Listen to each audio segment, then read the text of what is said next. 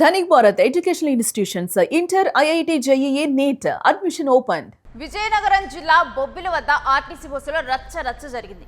RTC బస్సులో దారుణంగా కొట్టుకున్నారు మహిళలు. ఓ బాలిక ప్రాణాల మీదకి వచ్చింది ఈ మహిళల ఘర్షణ. ఇద్దరు మహిళల మధ్య సీటు కోసం వాగ్వాదం జరిగింది. చివరకు ఇద్దరు మహిళలు కూడా ఒకళ్ళ మీద ఒకరికి ఫిజికల్ గా దాడులకు పాల్పడ్డారు. ఇక దాడుల్లో తీవ్రంగా చిన్నారి గాయపడింది. వీళ్ళిద్దరి మధ్య నలిగిపోయింది ఆ సదరు చిన్నారి. పరిస్థితి విషమించడంతో ఆసుపత్రికి తరలించారు. ఈ ఘటన మీద బొబ్బిలి పోలీసులు కేసు నమోదు చేసుకున్నారు.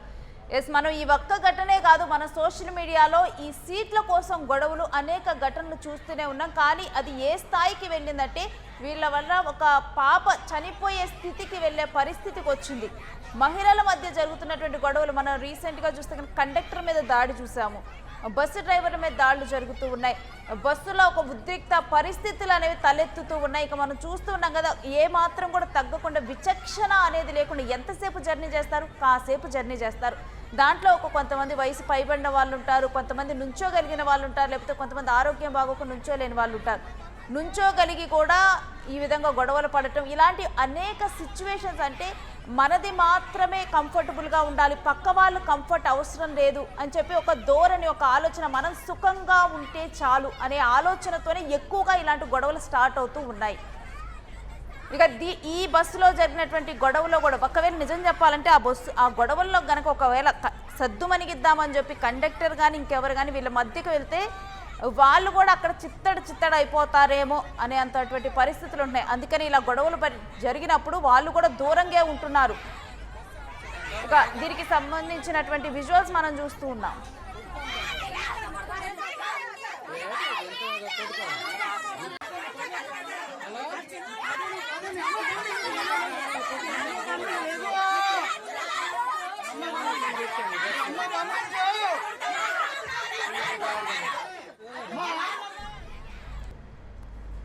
ఇక మనం ఫస్ట్ కనుక అసలు ఈ దాడిలో గాయపడినటువంటి అమ్మాయి పరిస్థితిని కనుక మనం చూసుకుంటే ఆ అమ్మాయి ఈ దాడిలో తీవ్రంగానే గాయపడినట్లు మనకు తెలుస్తుంది.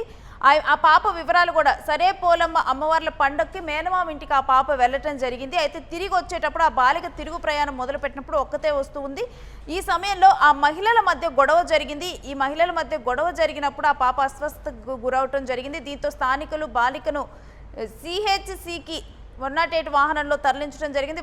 వైద్యులు అయితే మెరుగైన చికిత్స అందిస్తూ ఉన్నారు. ఇక విశాఖకు చెందినటువంటి బెజ్జుపల్లి భార్గవి తల్లిదండ్రులతో కలిసి బొబ్బిల్లోని గొల్ల వీధిలోని తన మేనమామ ఇంటికి వెళ్ళొస్తున్న క్రమంలో ఈ ఘటన జరిగింది.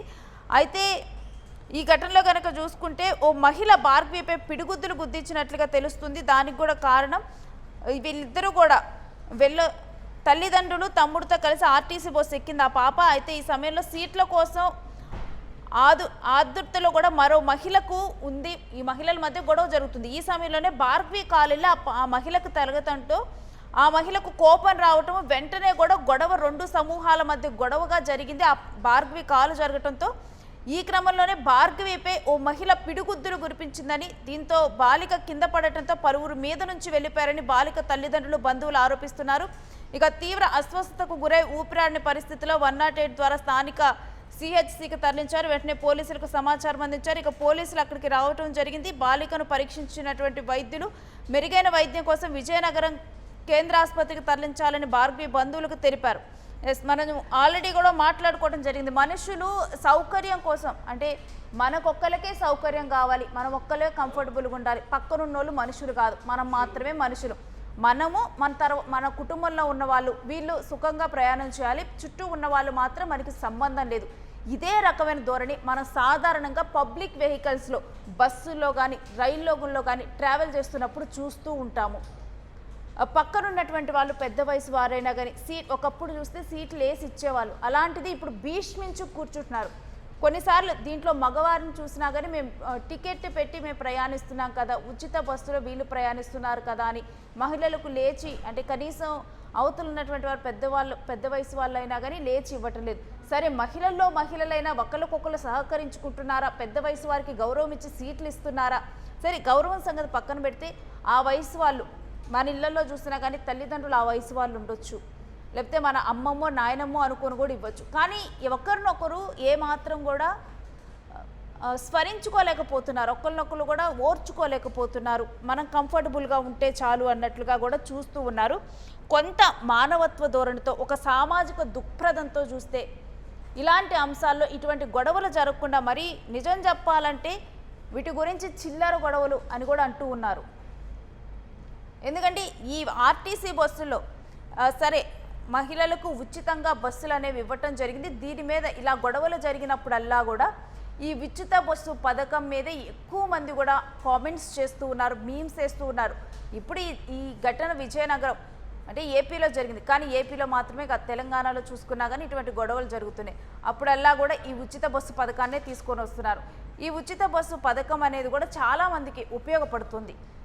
ఇప్పుడు ఉద్యోగినులు కానివ్వండి, తక్కువ జీతంతో పనిచేసే వాళ్ళు, సిటీల్లో పనిచేసే వాళ్ళు కానీ ఈ ఉచిత బస్సు సౌకర్యాన్ని ఉపయోగించుకుంటున్నారు. అలాంటిది ఒక మంచి పథకాన్ని అబాసుపాలు చేస్తూ ఉన్నారు. ఇటువంటి ఒక కామెంట్స్ చేస్తూ కూడా ఇంకా మహిళలు కొంతమంది మీద కూడా మీమ్స్ వేస్తూ కూడా. కానీ ఇక్కడ ప్రయాణించేటువంటి మహిళలు కానీ ప్రయాణికులు కానీ అందరూ అర్థం చేసుకోవాల్సింది ఏంటంటే అక్కడ ఉన్నటువంటి మహిళలు మన ఇంట్లో ఉన్నటువంటి వారే. సో ఎవరైనా అక్కడ ఉన్నప్పుడు వాళ్ళకి నిజంగా అవసరమైతే సీట్లు ఇవ్వండి, అంతేగాని ఉచితంగా బస్సు ఎక్కారని చెప్పి తేలిగ్గా తీసుకోవటం. మరొకటి ఏంటంటే మహిళలు కూడా మనకన్నా అవసరమైన వాళ్ళు, మనకన్నా పెద్ద వయసు వాళ్ళు వచ్చినప్పుడు నుంచోలేని స్థితిలో ఉన్నప్పుడు ఒకరినొకరు గౌరవించుకొనివ్వండి. ఈరోజు మీరు సీట్ ఇస్తే ఇదే పద్ధతి ఇంకొకరు నేర్చుకొని రేపు మీ ఇంట్లో వారే ఆ బస్సు ఎక్కినప్పుడు వాళ్ళు పెద్ద వయసు వాళ్ళు అయినప్పుడు వాళ్ళకి సీట్ ఇస్తారము. ఎందుకు ఈ రకంగా ఆలోచించుకోరు? మానవ సంబంధాలు, సామాజిక దృక్పథం ఎంత ఏమైపోతుంది?